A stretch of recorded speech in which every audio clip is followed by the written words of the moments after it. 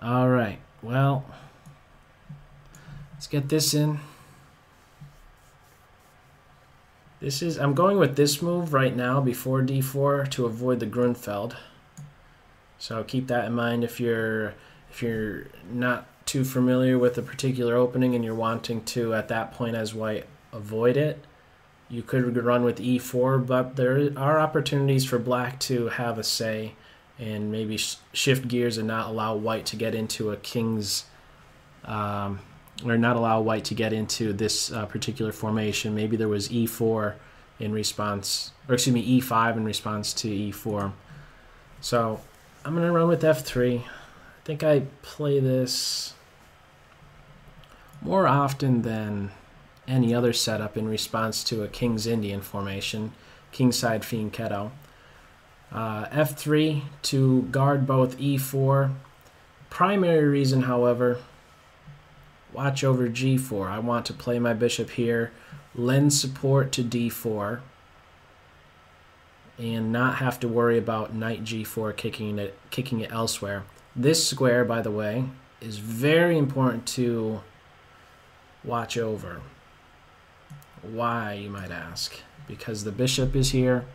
c5 or e5 should be played, and I'm not so sure about the the knight d7 move, because now I don't have to worry about knight c6 being played.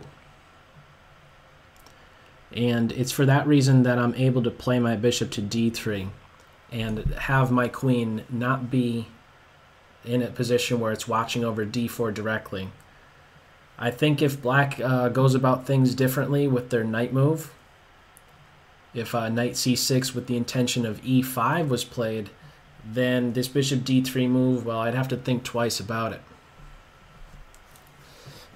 Now this move is actually one that concerns me.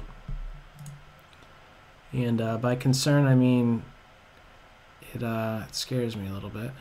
Let's see. What do? I defend my pawn on b. Bishop, rook here, queen c2. Oh, queen d3, or queen d2. What am I doing? There was no fear. There was no fear right there. Ooh, could there be tricks though? Knight g4 with the follow-up fork does not work. Because of knight d5, that's one way out of it. I think another way is just to be chopping this pawn. Most direct is just knight d5. These guys right here, a label that you can use to describe both of these guys, both the knights, counterparts. They're both fighting for the same central squares. What you'll often find in chess is that when one moves, the other will move on the very next turn. Like right now, he just moved to the edge. What square is he not controlling? d5. What square can I make use of? d5 with tempo. All the more appealing. Might be good on its own to just throw the knight on d5, but now with tempo. So this is a #1 candidate move. Forcing the queen back. As a continuation, what would I have?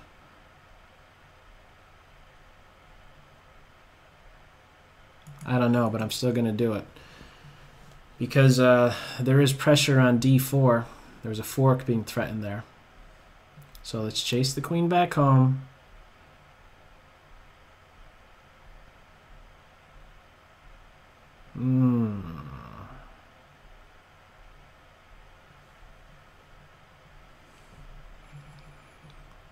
Well, it's castle. My knight's going to get kicked away, but that's alright. Or is it? Yeah, it's alright, because now I could look to focus on d6.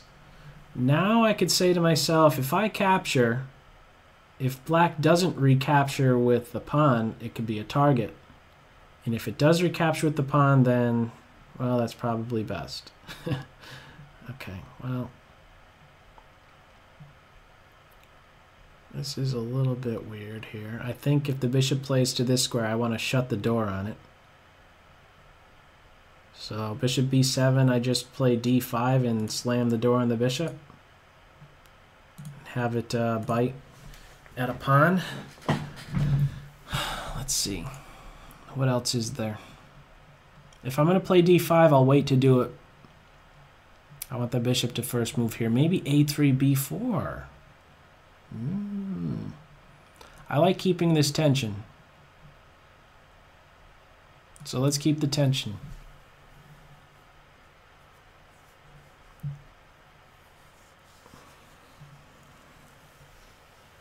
If pawn takes, I'll take with the knight and meet a move like knight e5 with bishop c2. However, maybe I want to watch over c4. Could c4 have pressure on it soon? I don't know. Whoa! Okay, let's see what's going on here. If I take, the rook can't recapture because there's forks. So if I take here, how does my opponent recapture? Let's take. I'm taking away from the center. Okay, this square is back to... Alright, well, I can make use of that now. Which piece is my poorest placed?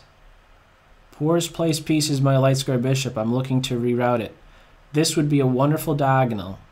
Hits the knight, prepares to exchange itself off, excuse me, and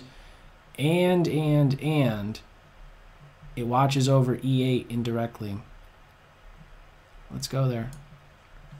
And this is very important because guess what? This is the only open file, and if there's a square that these rooks are going to be pivoting on, it's going to be the e8 square. So this knight, if it moves, it allows my bishop to see e8 and cause a headache to the black rooks. I can also look into pawn push, bishop here, exchange light square bishops. Pawn recaptures, it's passed, follow up with the knight d5. This could be a wonderful square for my knight. My bishop is hit. I could do this as a counter. This queen is constrained to the defense of the knight.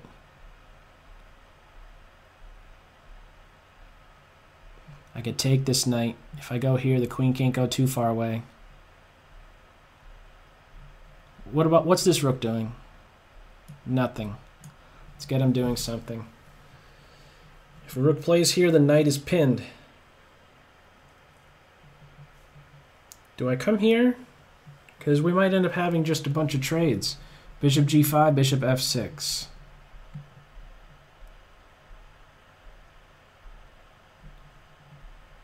Okay, now there definitely has to be a move here. A block if I play my bishop here.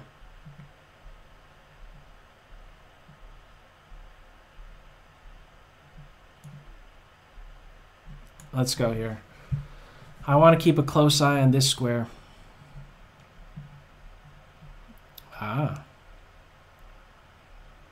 Well, I'm doing this right now because I'm seeing possibilities of pivoting on e6 with my knight, and in 2 moves I'm ready to do just that. The queen better move.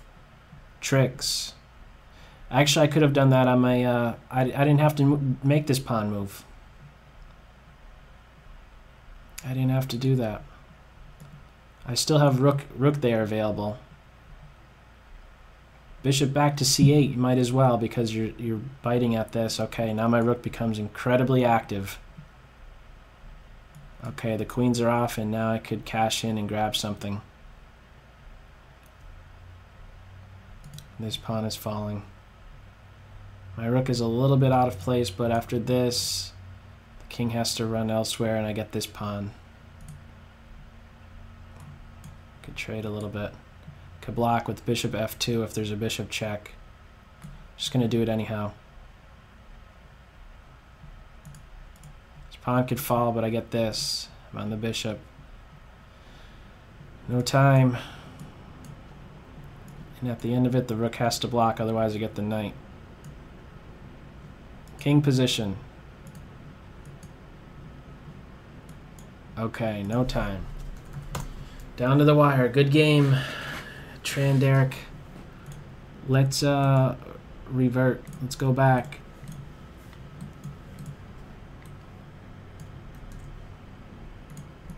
Alright. My opponent is saying good game, good game. Now, let's see where we're at. Right here, this is the first thing that catches my attention. I don't have to worry as much about my d4 square. If you play knight c6, and what did I do? After bishop, hang on, let me make clear my thoughts here. Let me relay what I'm really thinking. After knight d7, I'm able to play bishop to d3. I don't have to worry as much about my d4 square. However, if you play knight c6 and I play bishop d3, I'm giving black an opportunity to post a knight on the d4 square. Excuse me, in the following way. If after knight c6, bishop d3, you have e5, and if I'm responding with d5, you could play knight to d4. And there might be some instances where if white gives up their light square bishop and gets a pawn, I think there's some pressure that black could still be placing against white, moving the knight, opening up the position. Black, after all, is castled. So I would look into knight c6 and this e5 move, which is still a book line, and it's booked for a reason. It's because it is coordinating well on the d4 square, and that's something to keep in mind here. Another thing is that if you're going to play knight c6 and not follow up with e5, that's a problem.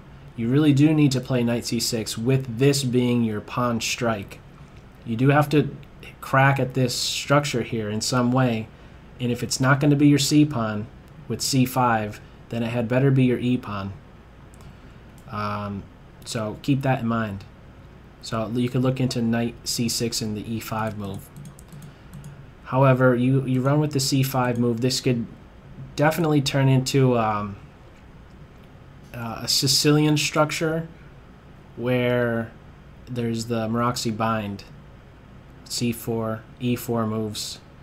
f3 is maybe a little bit weird in that setup, but similar structure. This is a dragon setup.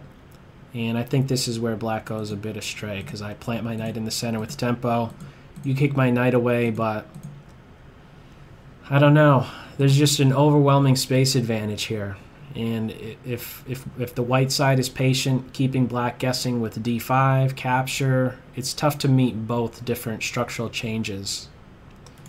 So those earlier suggestions, I would really look into maybe the knight c6 and e5 move. But I mean, you're not losing here, but it's just, I think, tough to come up with a constructive plan. Right now, it's a little bit awkward, capturing away from the center. I wonder how things would turn out if you went like this. It is still a little bit airy over here for your king side, but I won't be able to make use of d5 so easily. You could say that for sure. If you're taking with your g pawn, you have your e pawn around watching over that. But I think as white, I'm just needing to find a good way to make improvements. This is not the easiest thing to be coming up with in a chess game. This these plans in the middle game, and what I find about myself, and when I'm in the middle game, what I do a lot is reassess the position of my pieces, because once you're out of the opening phase, you have, let's say, your knights on classical squares as white, such as f3 right here. Let's say the knight's on f3 and another one's on c6. Eventually you're done with the opening, you've gotten your pieces out, you're at that fully developed stage, and then it's like, well, what do I do? What plan do I run with? Or how can I make improvements to the pieces that are already out? In the opening, it's said that you really shouldn't move the same piece more than once in the opening, but once you're past the opening, then you're looking for these repositioning type of moves, and that's what I tend to do a lot of. And this right here is an example of that. I'm identifying this guy as being the one who needs the most work, so that's why I was running with bishop c2 to a4, where I thought it could be quite annoying keeping an eye on that e8 square. So this turns out to be awkward now. Very difficult. having to work around this guy. Okay. And I should have done this a move earlier, so this was a slip up by me as well. Instead of the pawn push, I could go here immediately and then land a fork on e6. But okay. Let me close out. Good game, Derek.